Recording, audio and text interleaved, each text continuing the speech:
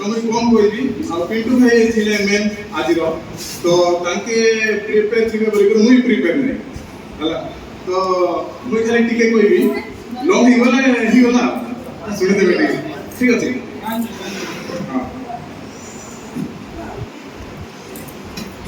More good question अछि start करबा कि आपण माने यीशु ख्रीष्ट को की रूप रे जानबा गुड ओपिनियन दियंतु आ जल्दी दियंतु टाइम सरी जो यीशु को की रूप रे आपण माने जानतु निजर बोले मनरो अनुभव करि कोन प्रेममय आओ हमरे पिला माने किछि नै त्राणकर्ता अनुग्रहदाता कि रक्षाकर्ता आमर उद्धार करता से ऊपर जानू जे कि प्रेमर सीमा पार जते प्रेम बोले निज प्राण भी देले तांकर बोले आमे मनुष्य ही पारु नै केबे भी ताके जेहेतु ईश्वरंकर पुत्र आ निजे ही ईश्वरंकर सदृश समान तो से करे आमे तांकर सहित तुलना करि पारु नै मात्र आमे देखिबा एते प्रेमकारी गोटिए गछ को तांके श्राप देथिले एटा पॉसिबल लागुछि कि जे कि त्राण करता सब लोग पाप कले कि जे माने अंध थिले छुटा थिले समस्त साहाय्य करूथिले मात्र ताके कोनटा कले गोटे गछ को श्राप देथिले सेही स्टोरी को जान तो आपण माने तुलंतु मु भी कहबी मार्क 11 पर्वर 12 रु 14 को मु रिक्वेस्ट करू जे सुन पड़ो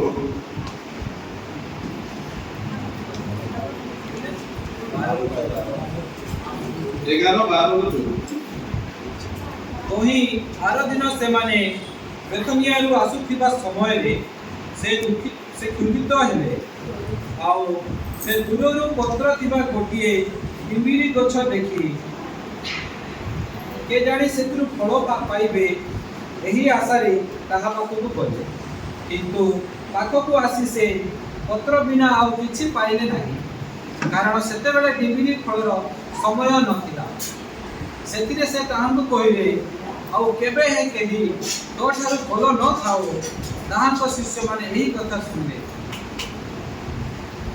देखो इठी काको श्राप देले यीशु सेटा के तांकर 12टा शिष्य सहित थिले आ कोठु जाउथिले ताके बेथुनिया रो जेरूशलेम जाउथिले ताके को समय जो हेतिला जोटा बीती थिला से समय थिला हमर देखिबा गले आमे प्रभु यीशु को ताके जेरूशलेम वाले स्वागत करथिले कोनटा रे कि से हमर खोजरी भांग परबरे ताको स्वागत करथिले तारो गुटे दुई दिन परे यीशु आउ थरे बेथुनिया रे सब दिन बोले राति जाक रहउथिले आ दिन रे जाई करी ताके जेरूशलेम रे रहउथिले पूरा जते बेले तो हम दुख को चलला पूरा वन गुटे सप्ताह चलो 1 वीक तो सप्ताह तो नहीं कि यीशु बेथुनिया रो ताके सब जाउथिले कोठु को जेरूशलेम को जाउथिले तो से स्टोरी हम के बाकी ताके गोला बेले गुटे गछ को देखिले ताको कोनटा होतला भोक होतला तो ताके देखि नहीं कि गुटे गछरो डिमरी खेरी बोली मात्र से समय कोनटा थिला कि डिमरी बोलिबार समय नथिला से समय रे नहीं मात्र यीशु से गछ को काहे के श्राप देले गुड क्वेश्चन बोले एटा आमे बोले हमको बाहर लोग भी क्वेश्चन करबे कि श्राप काहे के देले मात्र ताहार हमें देखिबा कि सही समय रे कि जो समय रे कि वृक्ष रे पत्र भर्ती थिला दुष्ट पुष्ट थिला तार किछ कमी नथिला ना पानी रो असुविधा थिला ना ताको खतर असुविधा थिला गछ दुष्ट पुष्ट थिला जेंति कि हम जुवा पीडी हम दुष्ट पुष्ट मात्र आमटी जते बळे यीशु आइबे मात्र आमे से समय कोनटा थिबु प्रिपेयर भी नथिबु जोडा भी थिबु सेही समय हम कोनटा मिलबो अभिशाप मिलबो तो सेही हिसाब रे यीशु भी नै कि से गछ काई अभिशाप देले मु से स्टोरी कहि दिछि काई कि ना से समय रे से बोले डिमिरी गछ हमर इंडिया ब्रीड अलगा आ हमर जो जेरूशलेम एरिया रे जो गछ नथिला से मन कोनटा थिला तांकर नै कि जो समय आइबो गछर समय आइबो फल दबार तार समय आगुर नै कि छोटिया छोटिया फल स्टार्ट हो ताहाको जे मन चाष करू जे मन नै कि गरीब लोक जे आशा करूथिबे से गछरे बसिके से तार फल भी खाउथिबे तो जिसु से परि नै कि जेतल पत्र बहुत आकार देखले से गछर पत्र देखले एते सुंदर होईची तो आरे फल केने देखिबो तो से हिसाब रे ताके भी जिसु भी गले आ छोटिया छोटिया फल थिबो आमे भी फल मेंटेबा बोलिक गले मात्र से गछ को देख कोनटा कले ताके कहिले जे देखंतु मार्को 11 रो 11 पर्व 11 पद परे से जेरूशलेम को आसी मंदिर सॉरी 12 कहले ना 12 तही आरो दिन से माने बेथनिया रो आसुथिबा समय रे से क्षुदित हेले आउ से दूररु पत्र थिबा गछटिए डिमिरी गछ देखि के जाने सेथिरु फल पाइबे एही आशा रे ताहा पाखकु गले किंतु पाखकु आसी से पत्र बिना आउ किछि पाइले नाही देखंतु मु जोडा कहिथिली ताके पत्र बिना आउ किछि पाइले नाही कारण से सेते बेले डिमिरी फलर समय नथिला हेले मध्य जिसु ताकू श्राप देले तो सही परी आप देखिबा एबे देखंतु आमे बेथनिया विषय रे जानि बेथनिया जोठी जिसु ख्रीष्ट रहउथिले बेथनिया होछि नै कि सेठी हमरो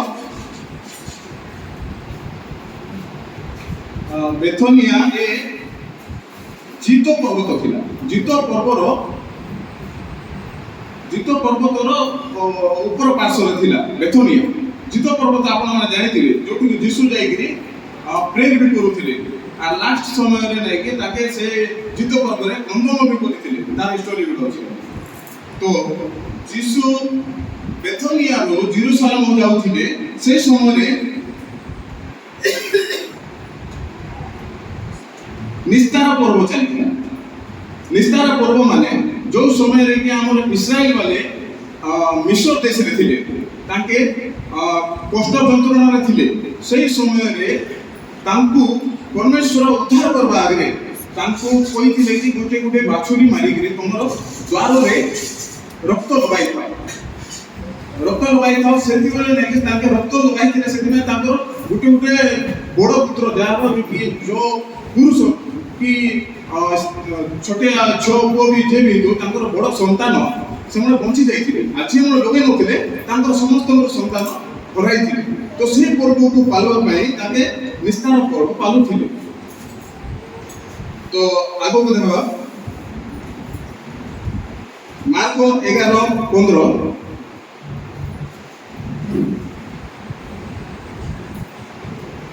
सुनो मार्को 11:15 ताहा परे से माने जेरूशलेम को आसिले आउ से मंदिर प्रवेश करी से स्थान रे क्रय विक्रय करुतिबा लोकमान को बाहर करि देबा को लागिले पुणी मुद्रा व्यवसायी मानकर मेज ओ कात व्यवसायी मानकर आसन ओ अलटाई पकाइले देखो गोटे हमें देखु श्राप देले हां यीशु ख्रीष्ट श्राप देले तापर लेके से दिन आइले और जेरूशलेम रे जे माने कि व्यवसाय करूथिले कि कात बिकुथिले बाछुरी बिकुथिले मेंढा बिकुथिले आपनका चादर से समय रे से ताके बोली दउथिले और निजर पाप को स्वीकार करूथिले और पाप क्षमा बोली भाबुथिले जेरूशलेम मंदिर एते पवित्र थिला परमेश्वर मंदिर यीशु ख्रीष्ट जाई सेठी देखिले कि हमर परमेश्वर बोले हमर परमेश्वर मंदिर ए माने गुटे व्यवसाय आकार रे नै जाइछो आ बहुत पैसा रे ताके विक्रय करूथिले से समय जदि कि गुटे लोक आइछि आस्था देई ताकू नै कि पैसा लुटी लउथिले तो ताहा देखि यीशु ख्रीष्ट राखिले आ समस्त को गोडाइले तापर तांकर मेजो सब ओलटा करि देले तो हम देखिलु क्रोध भी तापर आउर पर्व देखिबा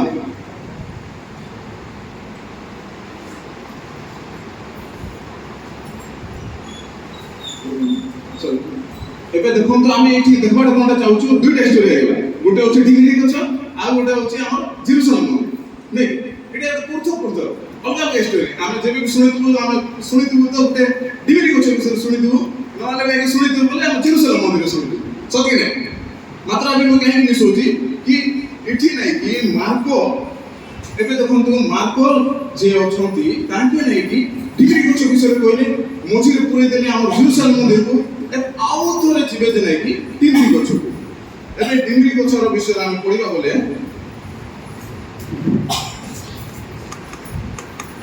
ମାର୍କ 20:21 ଶୁଣ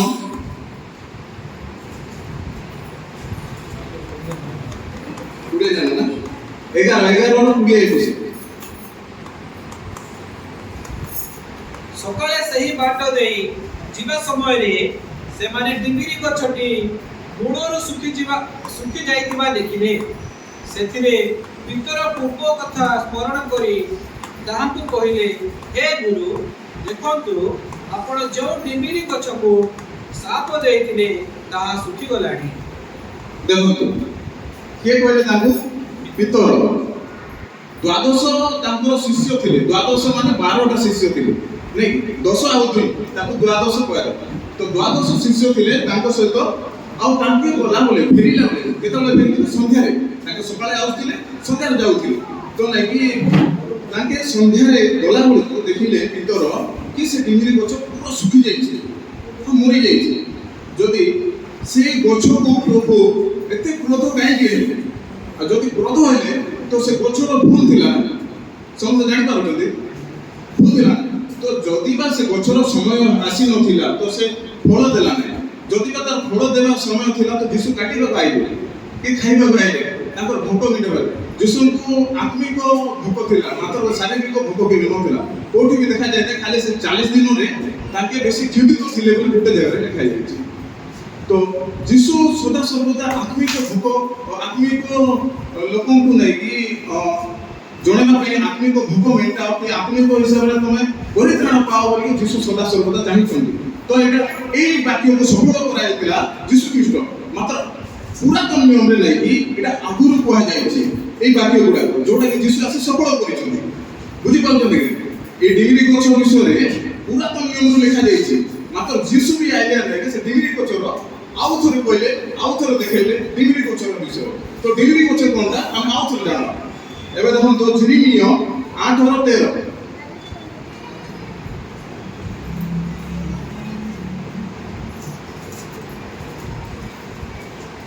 ଶୁଣ ସଦାପ୍ରଭୁ କହନ୍ତି ଆମେ ସେମାନଙ୍କୁ ନିଃଶସ୍ୟ ରୂପେ ସଂହାର କରିବା ଦ୍ରାକ୍ଷାଲତାରେ ଦ୍ରାକ୍ଷା ଫଳ କିମ୍ବା ଡିଙ୍ଗୁରି ବୃକ୍ଷରେ ଡିଙ୍ଗୁରି ଫଳ ରହିବ ନାହିଁ ପତ୍ର ମ୍ଳାନ ହେବ ଆଉ ଆମେ ସେମାନଙ୍କୁ ଯାହା ଦେଇଅଛୁ ସେ ସବୁ ସେମାନଙ୍କ ଠାରେ ଛାଡ଼ିଯିବ ଦେଖନ୍ତୁ ଏଠି ବହୁତ ବଢିଆ ଲେଖା ହେଇଛି ଏଠି ପଢିଥିଲେ ବି ଆପଣ ଜାଣିଦେବେ ମାତ୍ର ମୁଁ କହିଦେଉଛି ସରି ଲେଟ୍ ହେଇଯାଉଛି ସଦାପ୍ରଭୁ କହୁଛନ୍ତି ଆମେ ସେମାନଙ୍କୁ ନିଃଶେଷ ରୂପେ ସଂହାର କରିବା କାମ କରିବେ ଦେଖନ୍ତୁ ଦ୍ରାକ୍ଷା ଲତାରେ ଦ୍ରାକ୍ଷା ଫଳ କିମ୍ବା ଡିମିରି ବୃକ୍ଷରେ ଡିମିରି ଫଳ ରହିବ ନାହିଁ ଓ ପତ୍ର ମ୍ଳାନ ଏବଂ ଆଉ ଆମେ ସେମାନଙ୍କୁ ଯାହା ଦେଖିଅଛୁ ସେ ସବୁ ସେମାନଙ୍କ ଠାରୁ ଛାଡ଼ି ଦିଆଯିବ ଏବେ ଦେଖନ୍ତୁ ତାଙ୍କର ଡିମିରି ଗଛ ଯୋଉଠିକି ବୃକ୍ଷ ଫଳ ହବ ନାହିଁ ସେଠି ଆଉ ଗୋଟେ ମଣ୍ଡା ଲେଖା ହେଇଛି ଦ୍ରାକ୍ଷାଲତା ବୋଲେ ଆମେ ଗୋଟେ ଜାଣୁଛୁ ଆମେ କଳା ଆମ୍ବର ଆଉ ଏବେ ଡିମିରି ଗଛ ଦୁଇ ଜଣକୁ ନେଇକି ବାକ୍ୟରେ ସଦାସର୍ବଦା ବୁଝା ଯାଇଛି ସେ ଡିମିରି ଗଛ ହୃଷ୍ଟପୃଷ୍ଟ ସୁନ୍ଦର ଦେଖିଲେ ତାର କିଛି ଭ୍ୟାଲୁ ନାହିଁ ତାକୁ ଯିଏ ମଧ୍ୟ କାଟିକି ବିକିଦେବେ ସେହିପରି ନେଇକି ଆମେ ଡିମିରି ଗଛ ପରି ନ ହୋଇ କି ଆମେ ଦ୍ରାକ୍ଷାଲତା ପରେ ଖାଲି ସୁନ୍ଦର ଦିଶିଲେ ହେବ ନାହିଁ ମାତ୍ର ନେଇକି ଆମେ କଣଟା ହେବାର ଅଛି ଯୀଶୁଙ୍କର ପଛରେ ଗମନ କରିବାର ଅଛି ଆଉ ସଦାସର୍ବଦା ଯାହାର ଥିବା ଅଛି କେତେବେଳେ ସମୟ ପଳେଇ ଆସିବ ତ ସେଇ ହିସାବରେ ଡିଗ୍ରୀ ଗଛର ଦେଖ ତାହାର ପାଇଯାଇଛି ପତ୍ର ମ୍ଳାନ ହେବ ପତ୍ର ମଇଳା ହେଇଯିବ, ଝୁମୁରି ହେଇଯିବ, ପତ୍ର ଖରାପ ହେଇଯିବ ହେଲା। ଆଉ ଆମେ ସେମାନଙ୍କୁ ଯାହା ଦେଖିଅଛୁ ସେ ସବୁ ସେମାନଙ୍କ ଠାରୁ ଛାଡ଼ି ଯିବ। ଯୋଉଟା କି ଦେଖିଛନ୍ତି, କଣଟା ଦେଖିଥିଲେ ଡିମିରି ଗଛରେ? ଏ ଡିମିରି ଗଛ ପୁରା ପତ୍ର ଥିଲା, ଆରେ ପୁରା ହୃଷ୍ଟପୃଷ୍ଟ ଥିଲା। ମାତ୍ର ତାକୁ କଣଟା କଲେ? ପ୍ରଭୁ ଯୀଶୁ ଛଡ଼ାଇଲେ। ମାତ୍ର ଗୋଟେ ପୁରାତନ ପ୍ରଭୁ ଯୀଶୁ ଜନ୍ମ ନ ହେବା ଆଗରେ ମଧ୍ୟ ଏଇଟା କୁହା ହେଇଥିଲା। ଆଉ ଗୋଟେ ଦେଖିବା କି ହୋଶେୟ 9:10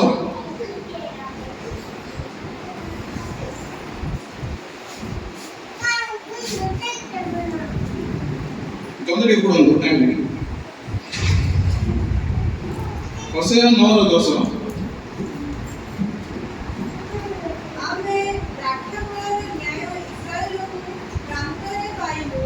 ଆମେ ଡିମିରି ବୃକ୍ଷର ପ୍ରଥମକାଳୀନ ଆଦି ପୋକ ଫଳର ନ୍ୟାୟ ମୋର ପିତୃପୁରୁଷଗଣଙ୍କୁ ଦେଖିଲୁ। ମାତ୍ର ସେମାନେ ବାଲ୍ ପେଓରର ନିକଟକୁ ଆସି ସେହି ଲଜ୍ଜାସ୍ପଦର ଉଦ୍ଦେଶ୍ୟରେ ଆପଣମାନଙ୍କୁ ପ୍ରତିଷ୍ଠା କଲେ ଓ ଯାହାକୁ ସେମାନେ ପ୍ରେମ କଲେ ତାହାରି ତୁଲ୍ୟ ଘୃଣାଯୋଗ୍ୟ ହେଲେ। ଦେଖନ୍ତୁ, ଏଠି ଇସ୍ରାଏଲ ବଂଶକୁ ଯେ 40 ଦିନ 40 ରାତି ପରମେଶ୍ୱର ତାଙ୍କ ସହିତ ରହି, ଦିନରେ ମେଘସ୍ତମ୍ଭ, ରାତିରେ ଅଗ୍ନିସ୍ତମ୍ଭ ରହି ଇସ୍ରାଏଲ ବାଲେ ସହିତ 40 ବର୍ଷ ରହିଲେ ପରମେଶ୍ୱର। ମାତ୍ର ତାଙ୍କେ କଣଟା କରୁଥିଲେ? କି ମୂର୍ତ୍ତି ପୂଜା କରୁଥିଲେ, ବାଲ ଦେବତାର ପୂଜା କରୁଥିଲେ। ତାଙ୍କୁ କୁହାଯାଇଛି ଡିମିରି ଗଛ ବିଷୟ। ବୁଝିଲେ କି? ଏଠି ବି କୁହାଯାଇଛି କି ତମେ ଇସ୍ରାଏଲ ବଂଶକୁ ବାରମ୍ବାର ତାଙ୍କେ ଶିକ୍ଷା ଦେଇଥିଲେ, ଇସ୍ରାଏଲ ବଂଶକୁ ବାରମ୍ବାର ଗାଇଡ୍ କରୁଥିଲେ। ଇସ୍ରାଏଲ ବଂଶ ପାଇଁ ଗୋଟେ ଜେରୁସାଲେମ ମନ୍ଦିର ବି ଥିଲା, ଯିହୁଦୀ ବାଲେ ବି ଥିଲେ। ବୁଝିଲେ କି? ତ ଏବେ ଦେଖନ୍ତୁ, ଇସ୍ରାଏଲ ମାନଙ୍କୁ ହିଁ ସଦା ସର୍ବଦା ପରମେଶ୍ୱର ତାଙ୍କୁ ଗାଇଡ୍ କରୁଥିଲେ, ଆଉ ନେଇକି ବାରମ୍ବାର ତାଙ୍କୁ ଡିମିରି ଗଛ ବିଷୟରେ ମଧ୍ୟ କହୁଥିଲେ। କାହିଁକି? ଡିମିରି ଗଛ ହଉଛି ଆମେମାନେ ଖାଲି ହୃଷ୍ଟପୃଷ୍ଟ ସୁନ୍ଦର ଦେଖିଲେ ହେବ ନାହିଁ, ଆତ୍ମିକ ଭାବରେ ଆମେ ଫଳ ଫଳୁଛୁ କି ନାହିଁ ତାହା ଦେଖିବେ ଓ ତାকে କାଟିବେ। ବୁଝିଲେ? ତ ଇସ୍ରାଏଲ ବାଲେମାନେ ଯେପରି ସେମାନେ କି ଅନେକ ଥର ପରମେଶ୍ୱରଙ୍କୁ ମାନିଲେ ନାହିଁ। ଗୋଟେ ଥର ତ ବାଛୁରୀକୁ ପୂଜା କଲେ। ଯେତେବେଳେ ଆମର ମୋସା ସିନାଇ ପର୍ବତକୁ ଯାଇଥିଲେ, କିଛି ଦିନ ଆଇବାଟା ବିଳମ୍ବ ହେଲା। ସେ ସମୟରେ କଣଟା କରୁଥିଲେ? ଗୋଟେ ବାଛୁରୀକୁ ପୂଜା କରୁଥିଲେ ତାଙ୍କୁ। ସେତେବେଳେ ଆସିକିରି ସିନାଇ ପର୍ବତରୁ ଆମ ମୋସା 10 ଆଜ୍ଞା ଯୋଉଟା ପଥରରେ ଲେଖି ରହିଥିଲେ ତାକୁ ଫୋପାଡ଼ି ଦେଇଥିଲେ। ବୁଝିଲେ?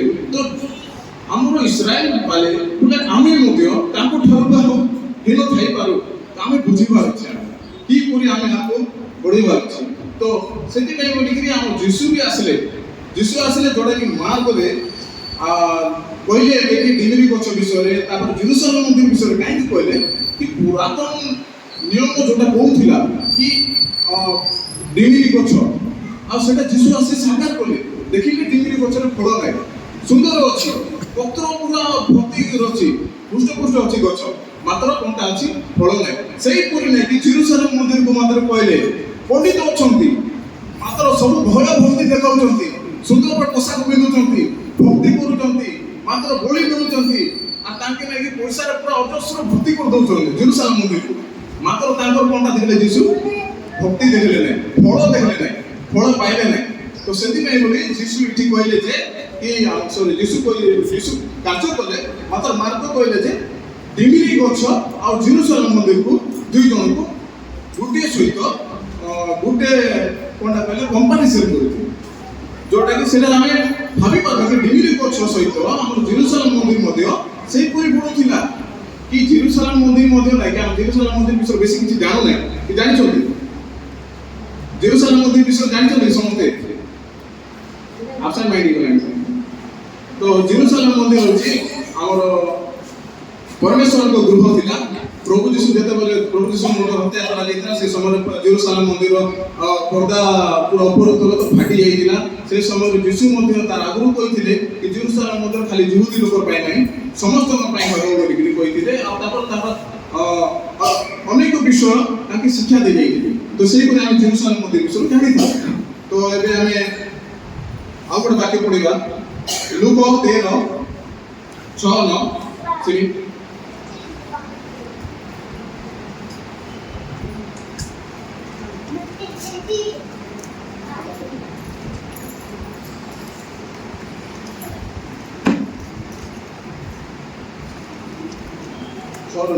ଜଲ୍ଦି କର।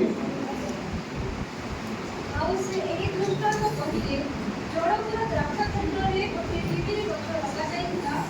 ସେ ଆସି ସେଥିରେ ଫଳ ଖୋଜିଲେ, କିନ୍ତୁ ପାଇଲେ ନାହିଁ। ତେଣୁ ସେ ମାଣିକି କହିଲେ, ଦେଖ, ଏହି 3 ବର୍ଷ ହେଲା ମୁଁ ଆସି ଏହି ଡିମିରି ଗଛରେ ଫଳ ଖୋଜୁଛି, କିନ୍ତୁ ପାଉନାହିଁ। ଏହାକୁ ହାଣି ପକାଅ। ଏଇଟା କାହିଁକି ଭୂମିକୁ ମଧ୍ୟ ଅକର୍ମଣ୍ୟ କରୁଛି? ମାତ୍ର ସେ ତାକୁ ଉତ୍ତର ଦେଲା, ପ୍ରଭୁ, ଏହାକୁ ଏହି ବର୍ଷଟି ମଧ୍ୟ ଛାଡ଼ି ଦିଅନ୍ତୁ। ମୁଁ ଇତିମଧ୍ୟରେ ଏହାର 4 ବର୍ଷ ପରେ ଖତ ଦେବି। ଆଉ ପରେ ଫଳ ହୁଏତ ଭଲ ରହିଲେ ତାହାକୁ ହାଣି ପକାଇବି। ଦେଖିଲେ ତାଙ୍କର ମାଳିକୁ ଯେ ଡିମିରି ଗଛର ବୃକ୍ଷ ଯେ ଲଗାଇଥିଲେ ତାଙ୍କର ମାଳି ଥିଲେ, ତାଙ୍କର ମାଲିକ ଆସି ମାଲିକ କଣଟା କହିଲେ କି ଡିମିରି ଗଛକୁ ମୁଁ 3 ବର୍ଷ ହେଲାଣି ଦେଖୁଛି, କେବେ ମଧ୍ୟ ଫଳ ଆସୁନାହିଁ, ଏଇ ବର୍ଷ ତାକୁ କାଟି ପକା। ମାତ୍ର ସେ ମାଳି କଣଟା କହିଲା, ମାଳି କଣଟା କହିଲା କି ଆଉ ଗୋଟିଏ ବର୍ଷ ଛାଡ଼ି ଦିଅନ୍ତୁ ଗୁରୁ କି ମାଲିକ, এই গোটে ବର୍ଷ ଛାଡ଼ି ଦିଅନ୍ତୁ, ତାକୁ ଖତ ଦେବି, ତାକୁ ମୁଁ ଖତ ଦେବି, ଭଲ ମାଟି ଦେବି, ଆଉ ହୃଷ୍ଟପୃଷ୍ଟ କରି ପାଣି ଦେବି, ସେ ବଢ଼ୁ, ତାପରେ ଯାଇକିନା ନେଇକି ଫଳ ଦେଲେ ଆପଣ କାଟିବେ। ସେହିପରି ପରମେଶ୍ୱର କ୍ରୋଧ ହେଇଗଲେ ଆମମାନଙ୍କ ପ୍ରତି। ଆମେ ହଉଛୁ ଡିମିରି ଗଛ, ଆମକୁ 2-3 ଥର ମୌକା ଦେଲେଣି, ମାତ୍ର ଯୀଶୁ ଆସିଗଲେ ଲଢ଼େ। ଯୀଶୁ ଆସିଲେ କଣଟା କହିଲେ କି ମୁଁ ଯାଉଛି, ମୁଁ ଖତ ଦେବି, ପାଣି ଦେବି, ମୁଁ ହୃଷ୍ଟପୃଷ୍ଟ କରିବି, ମାତ୍ର ଏବେ ଫଳ ନ ପଡ଼ିଲେ ଆପଣ ଯୋଉଟା ବି କରିବେ ମତେ ଗୋଟେ ମୌକା ଦିଅନ୍ତୁ ବୋଲି ଯୀଶୁ ଆସିଥିଲେ। ଯୀଶୁ ହଉଛନ୍ତି ମାଳି। ତ ସେଥିପାଇଁ ଦେଖ 3 ଥର ତ ନାଇଁକି ତାକେ ଦେଖିଲେ ଫଳ ନାହିଁ, ମାତ୍ର 4 ନମ୍ବର ଥରକୁ କଣ ହେଲା, ଯୀଶୁ ଆମକୁ ବଚାଇବା ପାଇଁ ଆସିଛନ୍ତି, ଯୋଉଟାକି ଆମେ ବିଶ୍ୱାସ କରୁଛୁ। ଏବେ ଆମେ ଅନେକ ବିଷୟ ଦେଖୁଥାଉ କି ଅନେକ ବିଷୟ ଜାଣିଥାଉ, ଆଉ ଆମେ ଜେରୁସାଲେମ ମନ୍ଦିର ବିଷୟରେ କି ଆମେ ଡିମିରି ଗଛ ବିଷୟରେ ବାରମ୍ବାର ଶୁଣିଛୁ, ମାତ୍ର ଆମେ ଦୁଇଟାକୁ ନେଇକି ଆମେ କେବେ ଲିଙ୍କ କରିନଥିଲୁ କି କରିଥିଲେ ମଧ୍ୟ ଆମେ ଏତେ ଭଲ ଭାବରେ ଜାଣିନଥିଲୁ। ଯଦି ଆପଣ ଜାଣିଥିବେ ମୁଁ ତ ଜାଣିନାହିଁ, ମାତ୍ର ଜେରୁସାଲେମ ମନ୍ଦିରକୁ ଆଉ ନେଇକି ସେ ଡିମିରି ବୃକ୍ଷକୁ ମାର୍କ এইଭଳି ଲେଖିଲେ କି ଡିମିରି ଗଛ ବିଷୟରେ ଆଗେ ଲେଖିଲେ, ତାପରେ ନେଇକି ମଝିରେ ଆମର ଜେରୁସାଲେମ ମନ୍ଦିରକୁ ପକାଇଲେ। ଜେରୁସାଲେମ ମନ୍ଦିର ପରେ ନେଇକି ଆଉ ଥରେ କହିଲେ ଯେ ଡିମିରି ଗଛ ଶୁଖିବ, ବୁଝିଲେ କି? ତ ନେଇକି ଆପଣ ମାନେ ଜାଣନ୍ତୁ କି ଜେରୁସାଲେମ ମନ୍ଦିର ଯୋଉଟା ପବିତ୍ର ପରମେଶ୍ୱର ମନ୍ଦିର, ପରମେଶ୍ୱର ଉପସ୍ଥିତ ରହୁଥିଲେ, ସେଇ ମନ୍ଦିରକୁ ଏମିତି ଗୋଟେ ସମୟ ଆସିଲା କି AD 40 ବୋଲେ ପରମେଶ୍ୱର ପ୍ରଭୁ ଯୀଶୁ ଜନ୍ମ ହେବା ଆଗ ବୋଲେ ଜନ୍ମ ହେଲା ପରେ ନା AD आफ्टर ना, तो AD 40 वर्ष ପରେ ପୂର୍ବରେ ନା BC and AD general Titus बोली करी जने जनरल ছিল, তাকে কোনটা বলে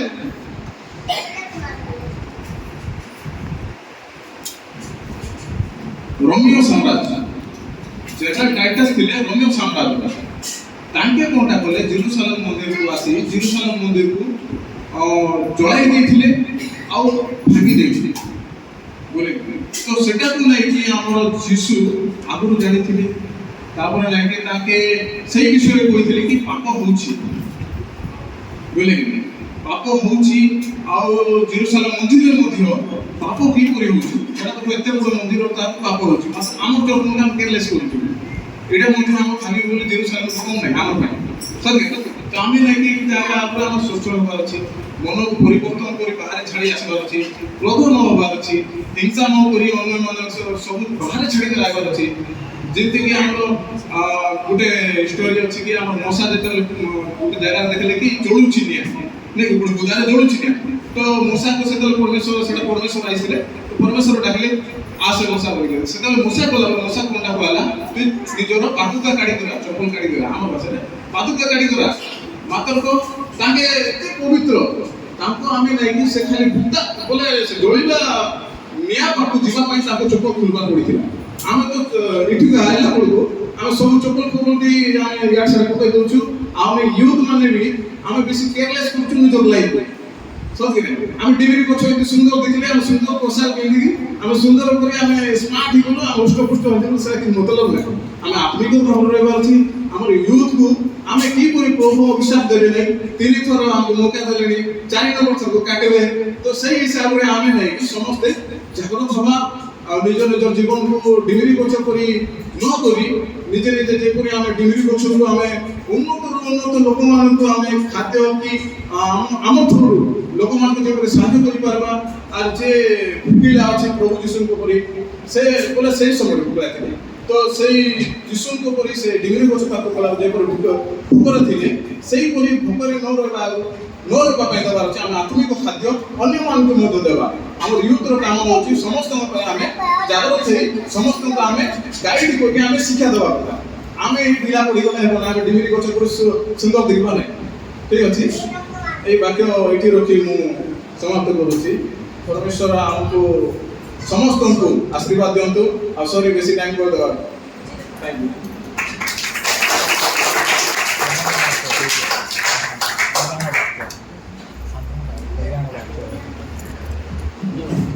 बहुत बहुत धन्यवाद जेम्स भाई।